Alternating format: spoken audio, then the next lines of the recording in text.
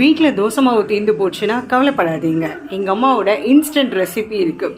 இதில் வந்து கொஞ்சோண்டு பைத்த மாவு, கொஞ்சோண்டு உளுத்த மாவு, கொஞ்சம் அரிசி மாவு, மிளகா, பச்சை மிளகா, கொத்தமல்லி, கொஞ்சம் இஞ்சி போட்டுக்கோமா.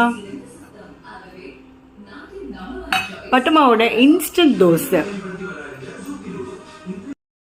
அந்த தோசைகளில் பார்த்தீங்கன்னா கொஞ்சம் கடுகு, காஞ்ச மிளகாய், கடலைப்பருப்பு, உளுத்தம்பருப்பு அது அப்படியே இந்த மாவில் வந்து மிக்ஸ் பண்ண போகிறாங்க.